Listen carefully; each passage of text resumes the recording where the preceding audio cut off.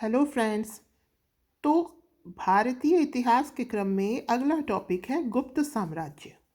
इसमें हमें जो इस शासक थे उन्होंने जो महत्वपूर्ण कार्य किए यही सब पढ़ना है और उनका केंद्रीय प्रशासन वगैरह। तो जो गुप्त साम्राज्य है ये 240 ईस्वी से 550 ईस्वी तक रहा। सबसे पहले श्रीगुप्त ये संस्थापक माने जाते हैं। 240 से 280 ईस्वी आदिराज, इन्होंने महाराजा की उपाधि धारण करी। ये राजा नहीं बन पाए थे, ठीक है, ये किन्हीं और शासकों के अधीन थे, मतलब उनके अधीन कार्य करते थे। फिर घटोत्कच जो हैं वो वास्तविक शासक माने जाते हैं पहले। तो इनका शासनकाल था 280 से 319 ईस्वी। फिर आते हैं चंद्रगुप्त प्रथम 319 से 335 ईस्वी। इन्होंने क्या किया? इन्होंने लिच्छवी राजकुमारी कुमार देवी से विवाह किया। लो, सबसे पहले यही काम। फिर महाराजा धीराज की उपाधि इन्होंने धारण करी। फिर भाई इन्होंने गुप्त संवत चलाया। क्या करा? गुप्त संवत चलाया 319-320 में। तो लिच्छवी यही इंपॉर्टेंट है इनके। आगे चलते हैं समुद्रगुप्त में। समुद्रगुप्त का काल है 335 से 375 ईस्वी। इनके समय में कवि थे, दरबारी कवि थे इनके हरिशेन। हरिशेन किससे संबंधित हैं? समुद्रगुप्त से। हरिशेन, समुद्रगुप्त। हमारे जो हरि हैं वो समुद्र में शेषनाग पर बैठते हैं, तो हरि किससे संबंधित हैं? समुद्रगुप्त से, ठीक है। इन्होंने प्रयाग प्रशस्ति की रचना करी। प्रयाग प्रशस्ति में विजय अभियान बताए गए हैं। समुद्रगुप्त ने बहुत विजय, इन्हें नेपोलियन कहा जाता है। भारत का नेपोलियन कहा जाता है। ये दक्षिण तक पहुंच गए थे विजय में, ठीक है ना। इन्होंने बहुत एरिया विजिट कर लिया था। इसलिए जो इनके विजय अभियान है उनकी व्याख्या किसमें करी गई है? याद रखिएगा, प्रयाग प्रशस्ति में। किसने करी है? हरिशेन ने। अश्वमेध यज्ञ किया था इन्होंने, समुद्रगुप्त ने। और क्या किया था? अश्वमेध यज्ञ किया था।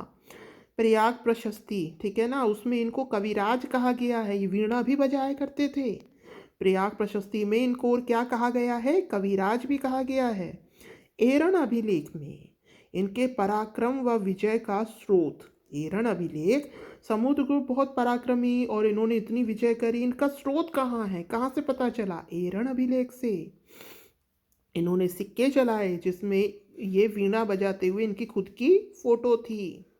ये बहुत बड़े विद्वान थे, संगीतज्ञ थे, गायक थे, दानी थे, धर्मनिष्ठ भी थे।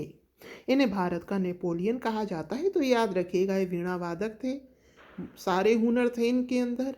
भारत का नेपोलियन। इनके कवि हरिशेन थे। प्रयाग प्रशस्ति की रचना करी। इन्हें कविराज भी कहा जाता है। आगे चलते हैं। चंद्रगुप्त द्वितीय 375 से 414 ईस्वी। इन्होंने क्या किया? इन्होंने अपनी पुत्री प्रभावती का विवाह वाकाटक नरेश रुद्रसेन द्वितीय से कर दिया और संयोग वंश, इनकी मृत्यु हो गई रुद्रसेन द्वितीय की। तो जो वाकाटक राज्य है उसको भी ये ही इनके ही अंडर कंट्रोल हो गया। इनके समय में फाहवान आया। इनके दरबार में कालिदास और अमर सिंह थे। शकों को पराजित किया। उसके उपलक्ष्य में इन्होंने चांदी के सिक्के चलाए। तो कोई पूछे कि शकों को किसने पराजित किया? भाई चंद्रगुप्त द्वितीय ने किया। और पराजित करके इन्होंने क्या किए? उन चांदी के सिक्के चलाए। और इन्होंने क्या किया काम? इन्होंने नाग वंश की कुबेर नागा और कदम वंश की जो राजकुमारी थी उनसे शादी कर ली। महरौली अभिलेख। महरौली अभिलेख में ये बताया गया है कि इनके साम्राज्य का विस्तार पश्चिम में बैक्ट्रिया से पूर्व में बंगाल तक था। ठीक, आगे चलते हैं। आगे आते हैं कुमार गुप्त। तो इन्होंने क्या काम किया? इन्होंने मेनली मुद्राएं जारी करी अलग अलग प्रकार की। और पुष्य मित्र थे ना, उनका विद्रोह हुआ था इनके काल में। उसके अलावा इन्होंने नालंदा विश्वविद्यालय की स्थापना करी और देशपुर जो कि एमपी मंदसौर में है वहाँ सूर्य मंदिर की स्थापना करी। आगे है स्कंदगुप्त। स्कंदगुप्त 455 से 467 ईस्वी तक। इनके समय में हो गए हूण आक्रमण। कुमार गुप्त के समय में क्या हुए? पुष्यमित्रों का विद्रोह और चंद्रगुप्त द्वितीय के समय में क्या हुआ भाई? चंद्रगुप्त ने किसको पराजित किया था? शकों को। कुमारगुप्त के समय पुष्यमित्र आ गए। स्कंदगुप्त के समय कौन आ गए? हूण आक्रमण। स्कंद के समय हूण आक्रमण। तो जो भीतरी स्तंभ लेख है उसमें वर्णन है हूण आक्रमणों का। फिर इन्होंने अपनी स्वर्ण मुद्राओं पर विक्रमादित्य उल्लेखित करवाया। सुदर्शन झील का पुनरुद्धार करवाया स्कंदगुप्त ने। और जो पूरा साम्राज्य था उसको प्रांतों में विभाजित किया। किसमें विभाजित किया? प्रांतों में विभाजित किया। आगे है कि सुदर्शन झील क्या है। देखिए, रुद्रदामन के जूनागढ़ अभिलेख में ये कहा गया है कि चंद्रगुप्त मौर्य के सौराष्ट्र प्रांत के गवर्नर वैश्य पुष्यगुप्त जो थे उन्होंने जन कल्याण हेतु इसका निर्माण कराया था, पुष्यगुप्त ने।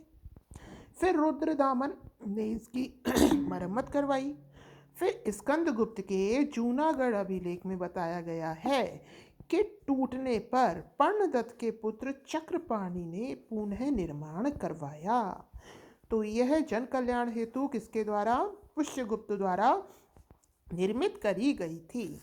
फिर बाद में रुद्रदामन ने मरम्मत करवाई। फिर बाद में चक्रपाणि ने फिर मरम्मत कराई। अब चलते हैं इसका सबसे इम्पोर्टेंट हिस्सा, साहित्य, कला और विज्ञान। एक बात और, जो गुप्त काल है वो भारत का स्वर्ण काल कहलाता है। ठीक। वास्तुकला। तो वास्तुकला, यहाँ पर जो मंदिर थे ना वो नागर शैली के बन रहे थे। नागर शैली मतलब जैसे अपने एरिया में जो मंदिर होते हैं, दक्षिण में होते हैं द्रविड़ शैली के। द्रविड़ शैली में क्या होता है, जो मेन गेट होता है ना वो बहुत भारी सा, आपने मीनाक्षी टेम्पल देखा होगा वैसा बनाया जाता है। हमारे जो नागर शैली है उसमें आधार पीठिका होती है, गर्भगृह जहाँ भगवान की मूर्ति होती है, सभा मंडप जहाँ भजन कीर्तन होते हैं, शिखर भगवान के ऊपर जो ऊंचाई पर बनाया जाता है, अंतराल, प्रदक्षिणा पथ जिसके चारों तरफ फेरी लेते हैं, ईंटों और पत्थरों से निर्मित किया गया। और क्या क्या बना? तिगवा का विष्णु मंदिर, भूमरा का शिव मंदिर, नचना कुठार का पार्वती मंदिर, भीतरी गांव का लक्ष्मण मंदिर, इन्हीं के ही समय का है, गुप्त काल का। देवगढ़ का दशावतार मंदिर, याद रखिएगा, आ सकता है कि किसके काल में निर्मित हुए हैं। तिगवा का विष्णु मंदिर, भूमरा का शिव मंदिर, नाचना कुठार का पार्वती मंदिर, भीतरी गांव का लक्ष्मण मंदिर, देवगढ़ का दशावतार मंदिर। आगे चलते हैं मूर्तिकला में। तो देखिए, मथुरा, सारनाथ, पाटलिपुत्र ये केंद्र थे ये मूर्तिकला के।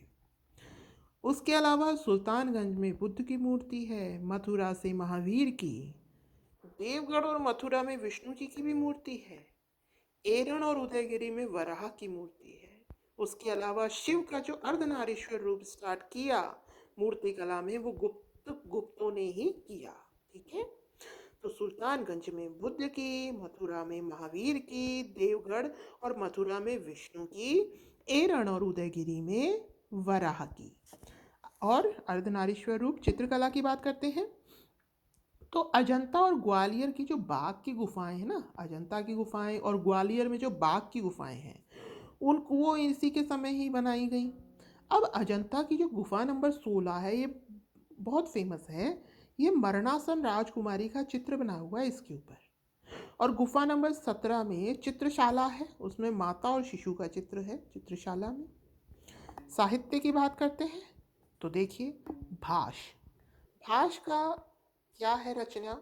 स्वप्न वास वदता, शूद्रक, मृच कटिकम, विशाख दत्त, मुद्रा राक्षस, ये गुप्त काल की ही है।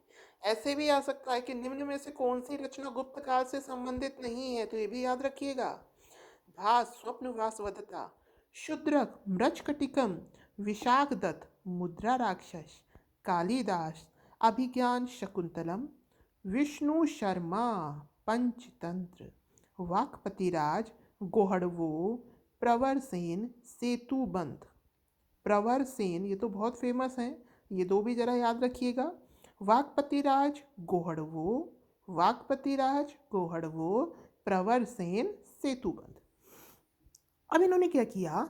मनुस्मृति के आधार पर विधियों का संकलन किया। विधियां मतलब जो लॉज होते हैं ना, जैसे अपने हिंदू धर्म के अलग नियम हैं, मुस्लिम धर्म के अलग नियम हैं, तो इन्होंने हिंदू धर्म को देखते हुए मनुस्मृति का अध्ययन किया और विधियों का अलग अलग संकलन किया।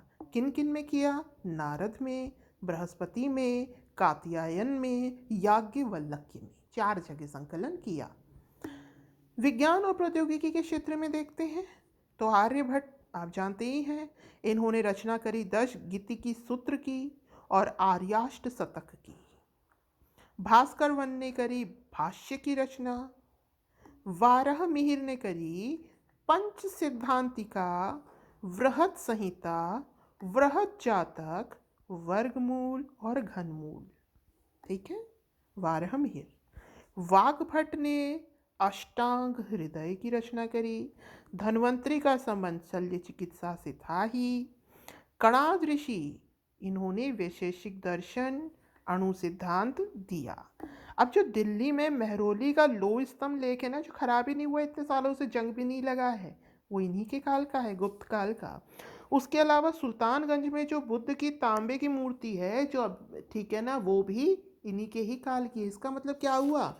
इनको रसायनों का भी अच्छा ज्ञान था, तभी अभी तक जो लो स्तंभ है वो एज इट इज़ है। इसका मतलब ये रसायन का भी अच्छा ज्ञान रखते थे। केंद्रीय प्रशासनिक पदाधिकारी देखते हैं, जैसे मौर्यों के देखे हमने। महासंधि विग्रहिक, तो ये क्या करेगा? संधि ही कर रहे हैं, तो युद्ध व संधि के लिए जो प्रमुख अधिकारी है। महाबलाधिकृत, बलहीन में तो सेना का सेनापति हो गया भाई। भंडागाराधिकृत, तो भंडार ग्रह यानी राजकोष का अधिकारी। महादंडनायक, दंड देंगे, युद्ध, सैनिक, न्याय विभाग, तो ये हो गया। विनय स्थिति संस्थापक, विनय किससे आता है? शिक्षा से, धर्म से, तो विनय स्थिति संस्थापक ये शिक्षा धर्म के अधिकारी हो गए। दंड पाशिक, दंड पाश में लपेटकर दंड कौन देंगे? पुलिस वाले, यानी पुलिस विभाग।